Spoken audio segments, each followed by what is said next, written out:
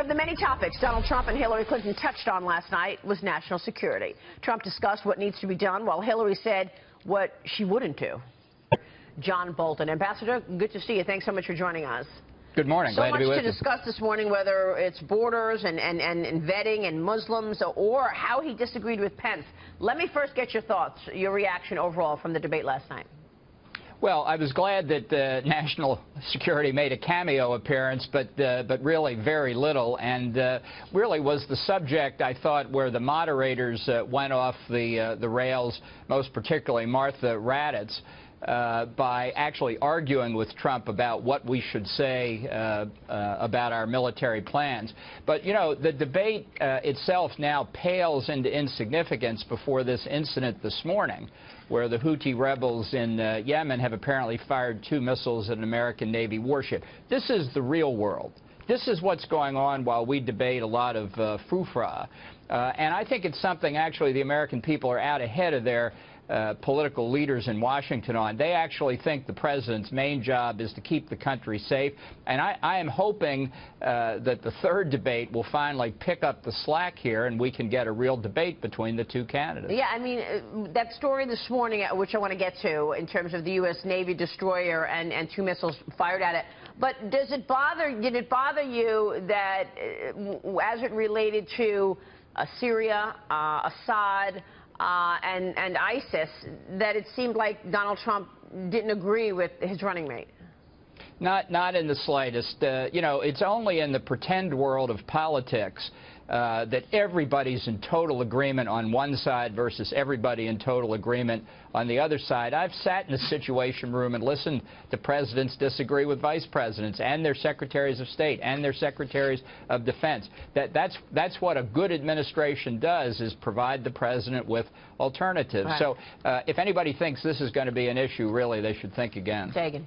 But, Ambassador, Trump was talking about Bashar al-Assad in Syria, saying that he's been busy fighting ISIS, which we know he's really committing genocide against his own people in Aleppo. So it's when Donald Trump talks about foreign policy, do you think he still needs to bone up a little bit?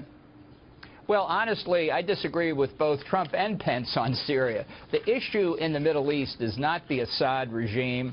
The issue isn't even really ISIS. The issue is Iran and its path to nuclear weapons and its effort through the Assad regime, through Hezbollah, through Hamas, to gain dominance. The missiles that Iran supplied to the Houthi rebels are the ones that were fired against the U.S. destroyer. And let's be clear, the real-world impact of this, if they can close the Bab el-Mandeb Strait, or at least raise insurance rates going through there to the Red Sea to the Suez Canal, think of the economic impact that will have. This is the real world that we need to talk about. Tony Saig is here, and there wasn't enough discussion, Tony, on Iran. Absolutely right, Maria. And Ambassador, I wonder what you think. Under the Obama-Clinton foreign policy, Tehran has gained dominance over 4 Middle Eastern capitals: Beirut, Damascus, Sana'a, Baghdad. This is the Obama-Clinton record, expanding the hegemon of the Shias in Iran. Why are we not talking about that more as a vulnerability? And as much as ISIS is critically important, we're almost subordinating that Iran conversation and not discussing it enough. Why do you think that's happening?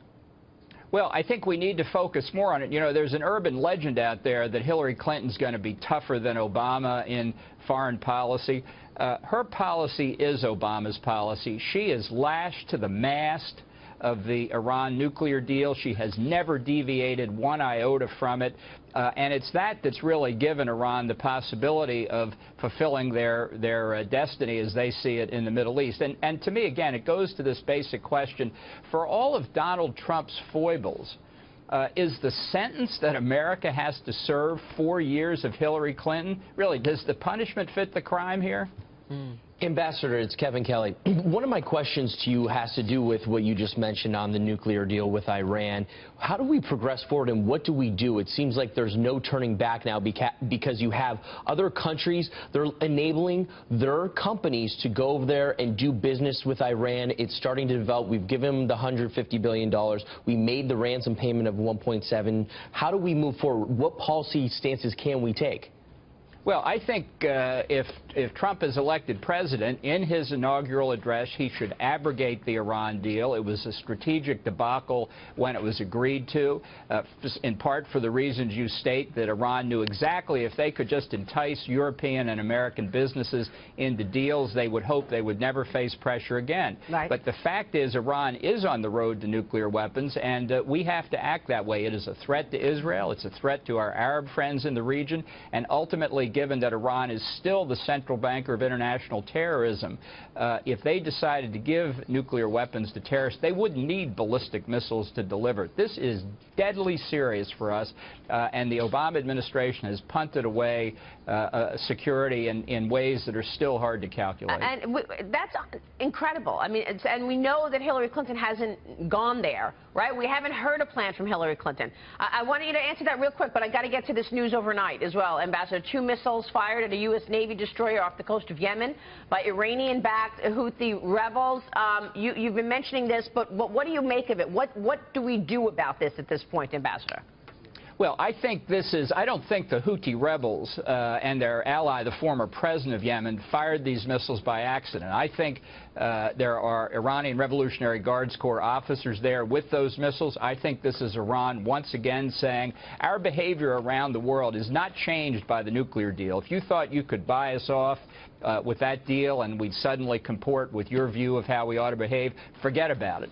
They're showing now they've still got the back door of the oil-producing monarchies on the Arabian Peninsula, and by attacking in the Bab el-Mandeb Strait, they're showing the risk that they can pose to international oil traffic and everything else that goes through the Suez Canal at the northern end of the Red Sea. Can I just point out that Iran also has $1.7 billion in ransom money that we sent to them in cash to now fund the Houthi rebels and Hezbollah and any other terrorists around the world, Ambassador? Of course, and this is the Obama-Clinton policy. Make no mistake about it. She is Obama's third term, period, close quote. So what is she going to do then? If she wins the election, what do you think her plan of action is regarding Iran? I think she's going to continue to try and persuade them to be nice. I mean, I think that is the Obama strategy, and it's based on a view of America, which I believe she shares, that if we simply reduce our presence and our visibility and our demanding posture, that other countries will say, well, they no longer feel threatened and they'll behave nicely toward us. It is a disaster in the making. We've already seen it in the consequences over these last 8 years. It'll be 4 more years. Her policy is Obama's policy. Her efforts to distinguish herself are really trivial and at the margin. Yeah. And so I think if you like Obama, you'll like Hillary. I would have liked to hear more about that last night. I really would have. Yep. I agree. Let's hope for the third debate. Let's hope for the third debate. Ambassador, good to see you. Thanks so much for weighing in this morning. Jon Bolton there.